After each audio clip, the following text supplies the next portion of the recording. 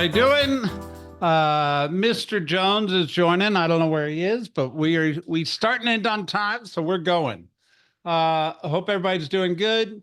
I know this week is a crazy week for a lot of different reasons. We'll talk about it, but it is going to be a good week, I hope. So let's go. All right. Starting off with the numbers. So in Fulton County, in the last 7 days, we put 867 new active listings on the market. How do we feel about that number?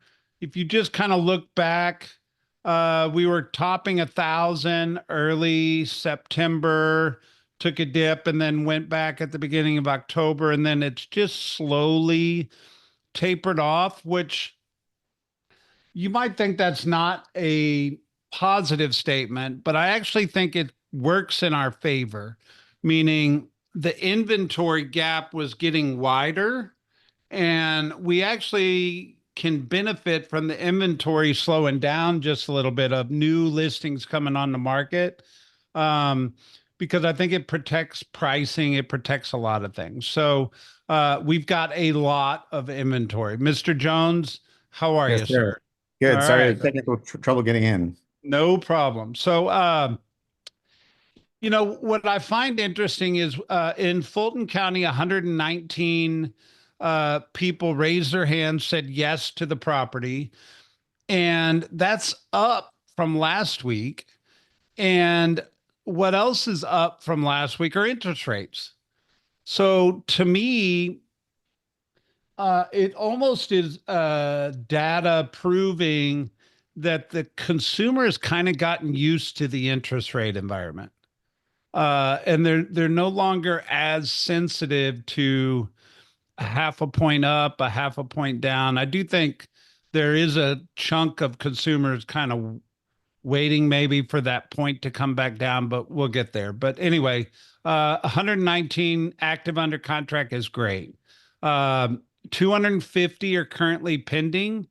That's healthy. We were only 214 last week, 243 the week before. So Fulton County's got a lot of property under contract right now. And we closed out 254. So to me, I am a little confused by that number because that number should have included the end of the month closings.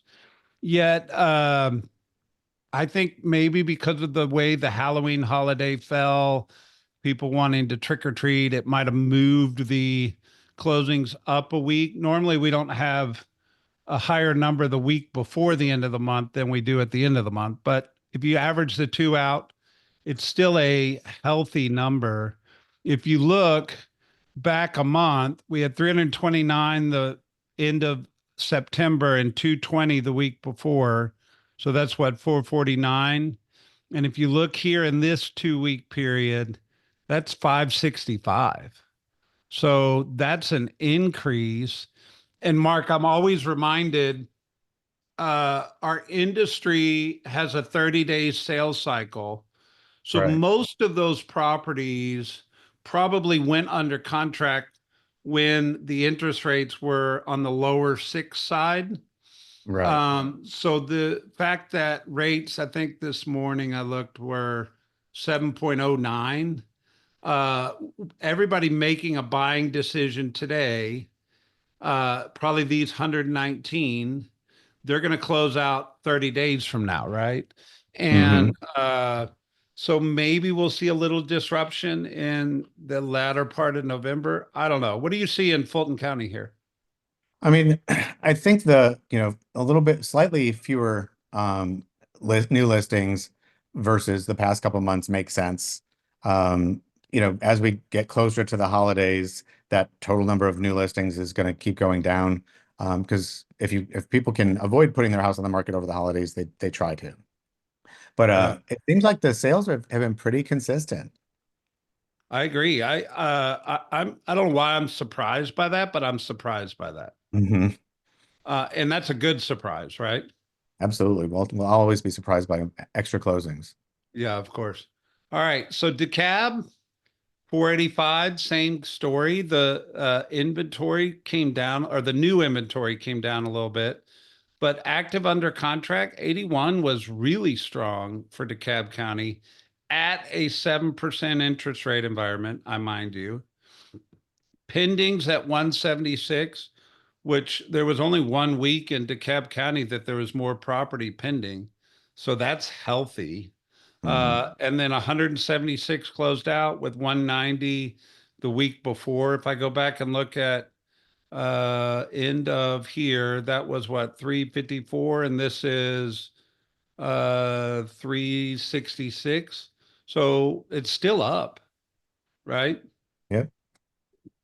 And then Cobb County, um, we've got 459. So the inventory didn't drop as much, but it's certainly a different county. 84 went under contract, which you got to go back to late summer to see though that level of people raising their hand. And I'll sound like a broken record, but they all raised their hand with a 7% interest rate.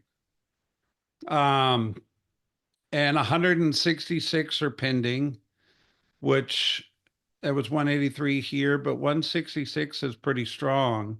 And then 175 closed and 224 the week before. If I go back, 142 and no, 264 and 127 would be 393.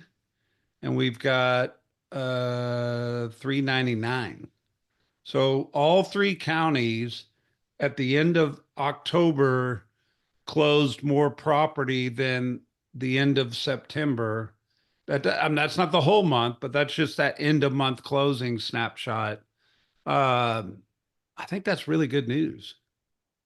Definitely. Yeah. One thing I did is for some reason only Cobb County has this double chart. But if you look a year ago, we closed 175 the last 7 days. A year ago, they closed 174. The week before was 224, and a year ago, it was 172. So that says that October might show up higher than October last year. We'll see, Hmm. right? But look at the difference in new inventory, 396 compared to 466. 413 compared to 459. Active under contract was 77 compared to 84. Pendings were 154 compared to 166. October looks like it beat October last year. Yeah, sure does. We'll see. It's still early. It's only the 4th, so we don't get the real data on the whole month for probably another week. Right. But what do you think, Mark? Yeah, I mean, I think we will see a slight increase in what these numbers show because of, Georgia Florida game this was this weekend. There's a lot of people that, were not spending time during Halloween, putting listings into the FMLS and saying that they were, had been closed out. So I think our closing numbers will go up, but I do think it shows that like the market is continuing to be pretty consistent and is trending stronger than last year, which is good because the first half of the year was, weaker than last year. So I think we're heading in a good direction. Yeah, for sure. All right. So in real estate, there's three things you got to have to buy a house. You got to have money down, you got to have a credit score, and you got to have employment. And last week, the job report came out, and it was less than favorable. And the article talks about how they feel like that's being priced into the mortgage rates being a little bit higher. Um, I don't know that we necessarily feel this in Atlanta. What do you think? I mean, I definitely think we're a little insulated from that because our job market is so much stronger than the national average. But I do think it's playing into interest rates for Yeah, sure. for sure. So interest rates. This article talks about three giant things that are happening this week: the election, the Fed meeting, and government bond auctions. Hmm. And all three of these are factors that are influenced in today's mortgage rates. Yep. So I was at a conference last week where Lawrence Young, the head economist for NAR, was speaking. And the comment he made, Mark, is he said, "We believe interest rates in the future are going to be normalized." And I was like, okay, what? And I was sitting there listening to him. And what does normalized mean? He said normalized is 6%. He said, Mhm. so you could foresee that we're going to bounce between 5.5 and 6.5 for the foreseeable future. And that's a Right. normal interest rate. So what I heard in that was somebody waiting for a 5% or something with a four on it isn't going to see that in any length of time. Correct. I also heard if somebody's getting a rate below 6.5, that's probably a really good rate in the future. Right. And Yeah. that doesn't mean somebody wouldn't pay 7.09, but 6.5 is a pretty decent normal interest rate that we're going to be accustomed to going forward. Yeah. Any thoughts on that? I think that's pretty much what's going to happen. I do think the 6% is sort of the norm, and it used to be sort of the norm. And then it got lowered and lowered and lowered, largely due to the pandemic. But I think it is going to be the norm going forward to be around 6%. So, we've been saying this for a while. We're not getting back to 4 or 5, 3 or 4% rather anytime soon. So people need to sort of give up on that idea for now. And if for something happens, and rates do go down, it's probably because there was another pandemic or a war or something going on where it really stalled the economy and the Fed had to go crazy to get it back. Yeah. And data is saying a strong number of consumers are agreeing with that sentiment and Mhm. buying real estate, right? Yeah, and prices. I mean, I think we're going to talk a little bit about prices, but prices are up over last year again in Metro Atlanta. So I don't think we're going to see any, slowdown in prices anytime soon, which affects, whether the Fed changes their strategy. Oh, 100%. And well, let's just go there right now. Pricing. What's the prediction? What's the forecast on pricing, right? Mm, Um, the prediction and the forecast is we had such a steep appreciation after the pandemic of pricing, and we're not going backwards, we're flattening. And certain markets, it's probably flat. Certain markets, 2% is a big number I've heard quoted around price appreciation right now. Um, history says 4% is normal, but I think until the spring, we may actually see prices go backwards just slightly in November, December, January. And I think we'll see prices overall go up starting in February, March next year. Would you agree or disagree with that? yeah, I mean, I think that's entirely possible. I think it will go, prices will continue to rise. So overall next year, I think we're going to see an increase again. So, and the stats that we've shown that show what happens in the year after an election, kind of prove that that's the case that typically happens. But I do think right between now and the end of the year, I do think we'll see prices go down, and then maybe mid-January they'll start creeping back up. It just reiterates what I've said is I think the best buying time frame for anybody is in the next 60 days. Yep. They're going to get their negotiation power is the highest. They're probably going to get the best price they're going to get in any foreseeable future, and they're going to get a good interest rate. It may not be the Mhm. best interest rate, but it will be a good interest rate. Correct. All right.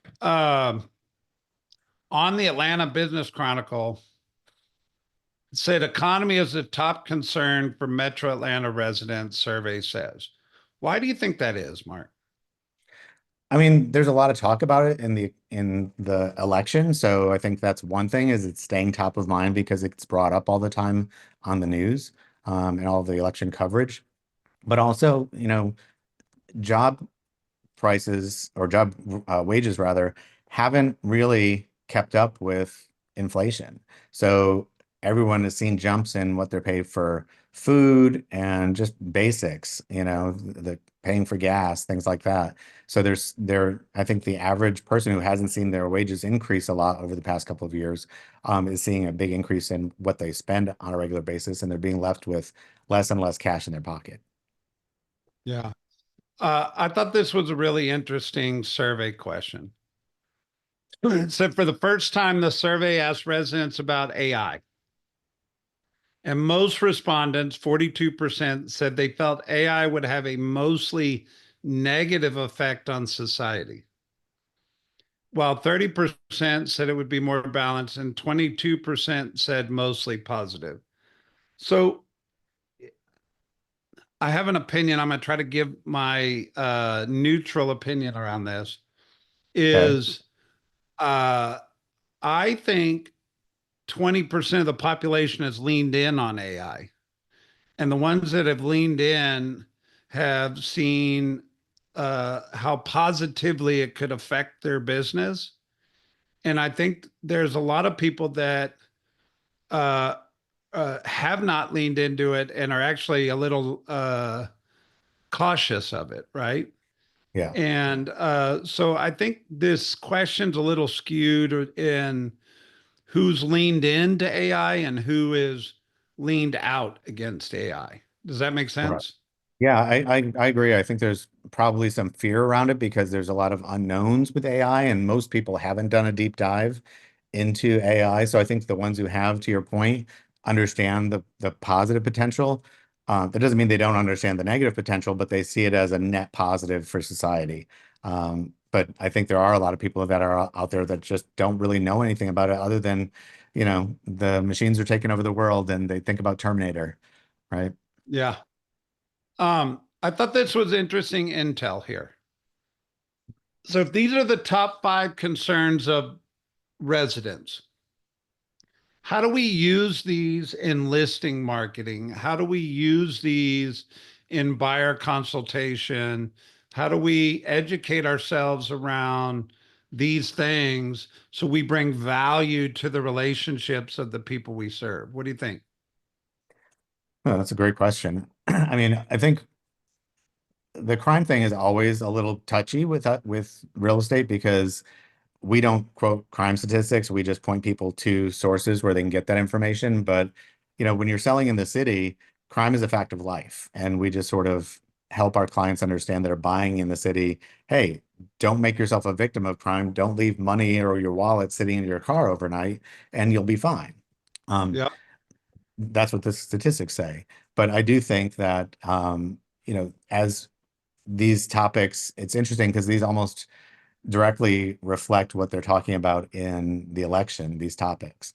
So again, I think whatever's being said on TV and in the news is where people's minds go. So I think it's interesting that they're all sort of focused on the same issues. Yeah, of course. No big deal. All right. I'm going to go controversial for a minute. You ready? Awesome. Let's do it. So, Robert Refkin, the CEO of Compass, came out and made a comment about the future of listings. So, here's what you've got to understand about this article. There's a lot of political, not political on the national level, political in the real estate arena around this clear cooperation policy. And the clear cooperation policy is two things. One, it used to say if you listed property, you would share commissions through the MLS, and that was guaranteed and all that stuff. And the second part of that policy says if you mark list a house within a certain time frame, you have to put that MLS in or that listing into the MLS unless the seller instructs you not to. And then Right. we had a coming soon edit and all those things. Well, the powers to be are negotiating and debating the future of that policy as being a realtor member. And so currently, if you're a realtor member and you take a listing, it's got to go into the MLS. And unless there's special stipulations. Well, what Refkin's saying is he's saying no different than, let me see the quote. Uh, he said, I'd love to be able to go on Netflix, be able to see any TV show I want. But that's just not the world. In a free and fair world, there's something called competition, and different companies come in and create different offerings. So I've got to go to Netflix for one place, Disney Plus for another. I'd throw in Hulu. We have different options for our entertainment value. So where fast forward, what he's pitching is he's saying maybe the real estate industry of the future, Mark, there'll be a group of listings on one website and a group of listings on a different website, and not so much a common MLS that has shared listings. Right. And uh, that's controversial, Hmm. but I'm going to ask your opinion. So my opinion is, I mean, the article talks about this being better for the consumer.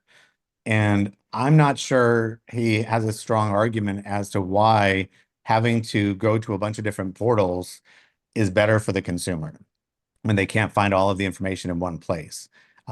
Especially coming from a fair housing perspective, I think that this is fraught with potential harm. So my personal opinion on it is, while I understand what he's saying, you're talking about entertainment, and housing is a very different topic. And I personally don't think the public is served by that, but that's just me. Yeah. There's also a thing that's come from this conversation, which is called private listing networks. I've looked at a couple solutions for us, but the question is that the right strategy? I've got a conversation with Jason Abrams and Gary Keller slated around this very topic. The question is, uh, one, is clear cooperation going away? Two, um, do we see the value of our business being in the MLS or out of our MLS? I'm not prepared to answer that question, but I have an opinion. Hmm. Um, it could be a giant game changer for our industry. And you can decide if that's good or bad. But this clear cooperation, the only reason I'm bringing it up is I think you need to be aware of what's going on at that level because it is a strategy change for our industry. Hmm. Make And sense? it would really hurt companies like Zillow and Realtor.com that, you know, publicize the MLS because that's their content that they use to drive revenue. And on the other hand, companies like Compass and KW would actually benefit from it because we have large networks, right? Yeah, well, So we've I got think, the giant market share in Atlanta, like more yeah, than double. exactly. So I think there's definitely, some upside to be said for both and some downside for both. I said when I think about it though, I always think about what's best for the consumer, right? And like I said, Yeah, I still have yet to see an argument that strongly positions this as a win for the consumer, other than so they get to choose where they put their listing. But I'm not well, sure I think this they is benefit from that. this is one dialogue, and I'll just go down a rabbit hole real quick. So, Sure. Mark, if I called you as a consumer and I said, "Do you have a number you'd sell your house for?" Yes. Okay. If we put that your house listed in a private listing network, not the MLS, for sale at that number, and there were people that could find it if they have a buyer looking for property, and you could get that number for your house, would you be interested in selling? You would say yes. We would put your house in a private listing network. My Hmm. guess is that number's not the same number you would list your house with the MLS at. It's probably a higher number. Hmm. And so then it becomes a test the market, a pre-market price. Um, but it puts it out there as inventory uh, as potential. That tends to be what I see some of these private listing network strategies doing. Uh, And there's no record of that in any MLS history. Sure. And I think for people that are testing the market, I think that makes sense. I do think, though, that a lot of people have ended up, especially in the past 4 years, have ended up selling their home for way more than they anticipated, Yeah, or could have imagined because of competition. And that competition is maximized by putting it in front of a lot of people. And the more people that see it, the higher the competition, the higher the price can be driven. So do think that, right. consumers can be That's the argue for sold MLS. that, like they Yeah. can be sold that argument, but is it real? I don't know. So the network I looked at has $1 billion listed in Dallas, Texas, Hmm. off market. And I asked him the second question. I said, "What percentage of that transacts?" And he said it's probably about 11%. Hmm. So it's like a for sale by owner. It's a for sale by owner. Interesting. Anyway, we're in tune with it. We're researching it, but Yeah. it's certainly controversial at the moment. Want to hit a And this is couple the other beautiful things thing real about real quick? estate. It keeps changing. Yeah, that's the truth. All right. Americans who bought homes in 2024 were older and richer than ever. Well, of course, because the middle income, low income got priced out, Right. right? Um, the other thing in here is the median age of the first time home buyer rose to 38 years old. Hmm. That's scary to me. Yeah. I mean, that used to be in the early 30s, not too long ago. Yeah. A generation ago, the Tickwell first time homebuyer was in their late 20s. Hmm. So that just goes to show affordability is a big deal.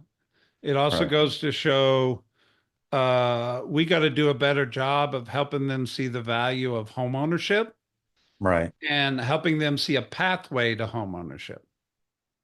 Absolutely. And, educating people on things like house hacking and other ways to get into properties that you might not otherwise be able to purchase. Yeah. Down payment assistance programs, things like that. Yeah. Last little talking point, FMLS hired a new chief economist. Looks like they brought her from, In she was California. a chief economist, vice president of California Association of Realtors, and they moved her to Atlanta. So I'll be interested to meet this lady and get her take because she will be certainly studying our market. Hmm.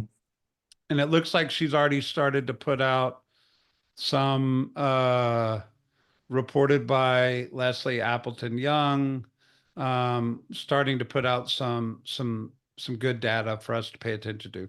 Hmm. Yeah, there you go, Mark. Last word. What do we need to know? What do we need to pay attention to? Just keep paying attention to stats, man. Like, you have to understand what the market's doing and what interest rates are doing to be effective in communicating with your clients and helping them find the best time for them to purchase or sell. Yeah, and I'm going to make a request of everybody on this call. Um, I actually believe deep down in my heart that this is the most important 30 minutes in a real estate agent's week. And if you get value out of this call, I just ask that you share with your peers because we're the talking heads at the front of the room saying this is great, you need to be here. But when they hear it from you, they put more weight on your voice than ours sometimes. And we need to raise the skill level of our industry, but more importantly, the skill level of our agents and our company. So if you guys would help us, I'd appreciate it. One, but I wholeheartedly believe this is a powerful 30 minutes in your week. So thank y'all for Great. being here. Have a good week. See y'all.